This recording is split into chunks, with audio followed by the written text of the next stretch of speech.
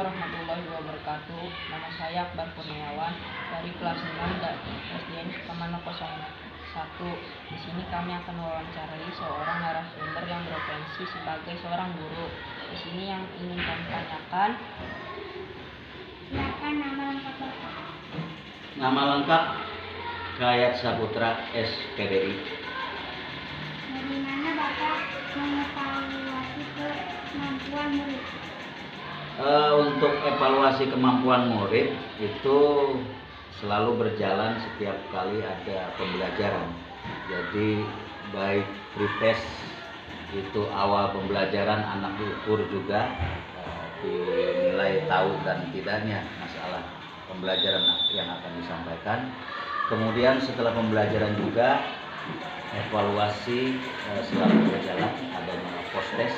Post-test itu penilaian di akhir kegiatan pembelajaran supaya saya dapat mengukur pembelajaran yang saya sampaikan itu bisa diserap atau tidak oleh siswa-siswa yang saya ajar pada saat itu.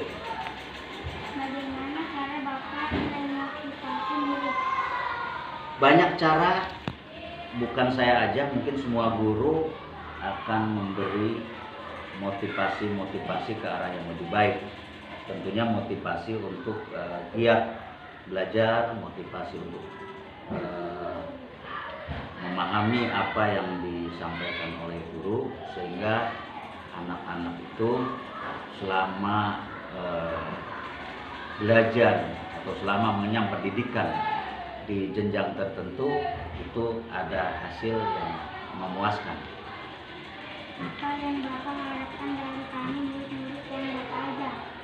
Harapan semua guru termasuk saya adalah semua murid-murid yang saya ajar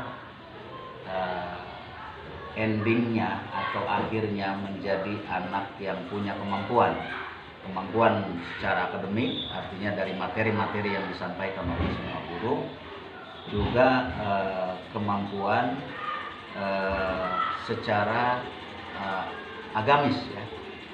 Itu wajib anak-anak untuk paham itu, sosialnya, agamanya harus dapat dijalankan untuk bekal hidup ke arah yang akan datang.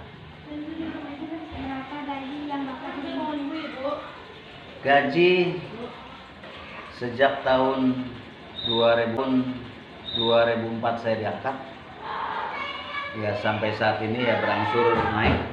Karena naik golongan akan naik gaji pula, dan sekarang yang terakhir adalah gaji pokok Bapak mungkin tidak besar menurut pandangan orang di luar, tapi menurut Bapak dengan rasa syukur gaji itu cukup besar buat Bapak dan bermanfaat, yaitu sebesar sekarang sudah golongan 3D, itu gaji pokok Bapak itu sekitar 4.300.000 per bulan, belum tunjangan-tunjangan yang lain.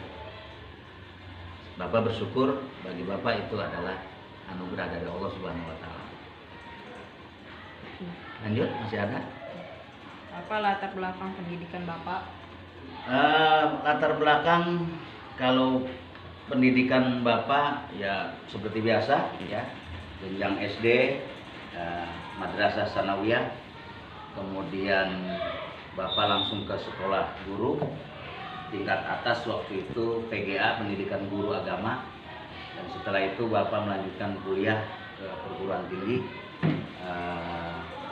mengambil jurusan tarbiyah ya, jurusan pendidikan untuk mengajar. Alhamdulillah sampai sekarang berarti Bapak masih tetap di tingkat S1 lah dalam jenjang pendidikan Bapak. Apa saja metode mengajar yang Bapak gunakan?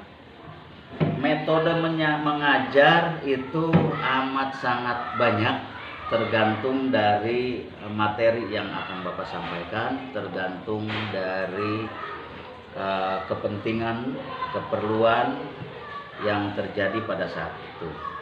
Jadi metode-metode yang Bapak sering sampaikan, diantaranya metode ceramah tidak lepas karena ini pendidikan agama Islam yang Bapak ajarkan, juga metode-metode latihan, metode-metode kerja kelompok, diskusi dan lainnya, banyak metode selalu Bapak gunakan pada saat mengajar. Jadi tidak hanya satu metode tapi beberapa metode selalu disampaikan bagaimana caranya agar anak bisa atau mampu menyerap apa yang disampaikan pada pembelajaran itu.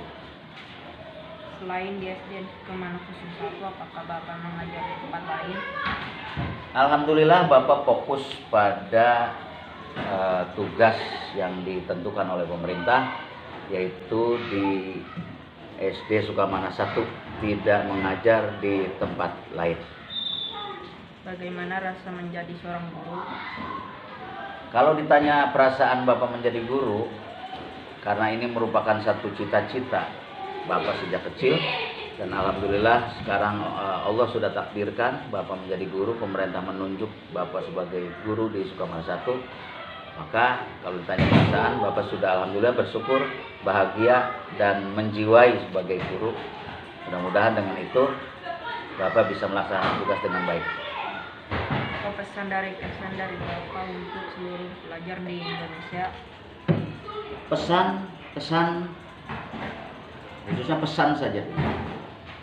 Pesan untuk pelajar khususnya di SD Sukamana 1, umumnya pelajar di Indonesia, jadilah pelajar yang baik. Kamu harus punya jiwa sebagai pelajar, di mana seorang pelajar itu punya kewajiban untuk mengikuti rentetan kegiatan di setiap harinya. Jadi pesan Bapak, lakukan fungsi kalian sebagai pelajar, jadilah pelajar yang baik, pelajar yang mengikuti segala aturan sekolah, pelajar yang bisa menyesuaikan diri kepada semua guru, baik guru kelas atau guru bidang studi, sehingga kamu menjadi anak yang baik, anak yang soleh, sehingga guru semuanya ikhlas, ridho, tidak marah, dan insya Allah keadaan semacam itu kalian menjadi pelajar yang luar biasa di Indonesia ini. Terima kasih untuk semua jawaban yang Bapak berikan, semoga bermanfaat untuk kita semua dan menjadi motivasi untuk penerus generasi Indonesia. Ya, sama-sama. Assalamualaikum warahmatullahi wabarakatuh. Waalaikumsalam warahmatullahi wabarakatuh.